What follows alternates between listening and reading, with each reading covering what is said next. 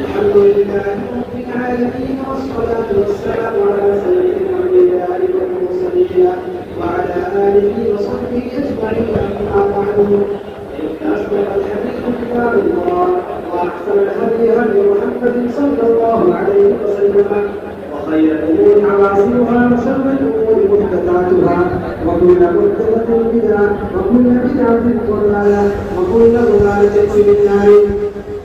وبه قال حدثنا فضيلة الشيخ محمد عمران الدومندي قال حدثنا الشيخ المقري محمد طيب الدومندي قال حدثنا الشيخ محمد رسول قال الهزالي قال حدثنا الشيخ حبيب محمد حسن الدومندي قال حدثنا الشيخ رشيد احمد الكحولي قال حدثنا الشيخ عبد الغني الجدي قال حدثنا الشيخ محمد اسحاق الدهلوي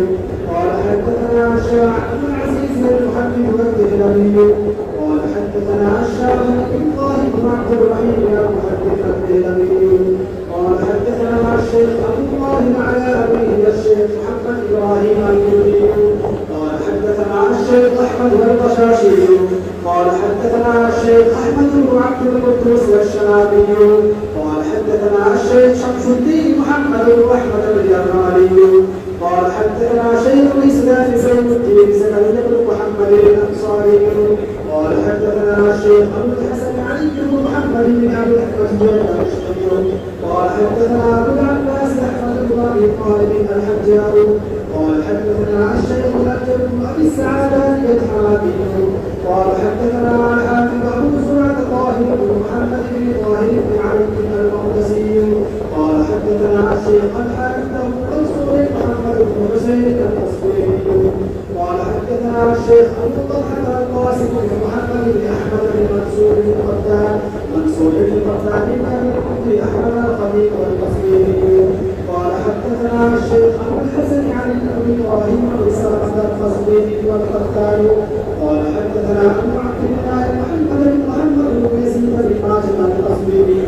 صاحب الكتاب رحمه الله تعالى عليه اللهم انفعنا وارفعنا بعلومه وعلومكم اجمعين امين يا رب العالمين. انه قال باب ما جاء في لا حول ولا قوه الا بالله. وبه قال حدثنا محمد بن الصباح اخبار خليل بن عاصم الاحمري عن ابي عثمان عن ابي موسى رضي الله تعالى عنه قال سمع النبي صلى الله عليه وسلم وانا اقول لا حول ولا قوه الا بالله. قال يا عبد الله بن قيس الا ادلك على كلمه من كنوز الجنه؟ قلت بلى يا رسول الله صلى الله عليه وسلم. قال قل لا حول ولا قوه الا بالله. وبه قال حدثنا علي بن محمد قال حدثنا وكيع عن الاعمش عن مجاهد بن عبد الرحمن بن ابي ليلى عن ابي ذر رضي الله تعالى عنه قال قال رسول الله صلى الله عليه وسلم الا ادلك على كنز من كنوز الجنه؟ قلت بلى يا رسول الله صلى الله عليه وسلم. قال لا حول ولا قوه الا بالله. وبه قال حدثنا يعقوب بن حميد المدني قال حدثنا محمد بن معن قال حدثنا خالد بن سعيد عن ابي سعيد مولى حاسم بن حرمله عن حاسم بن حرمله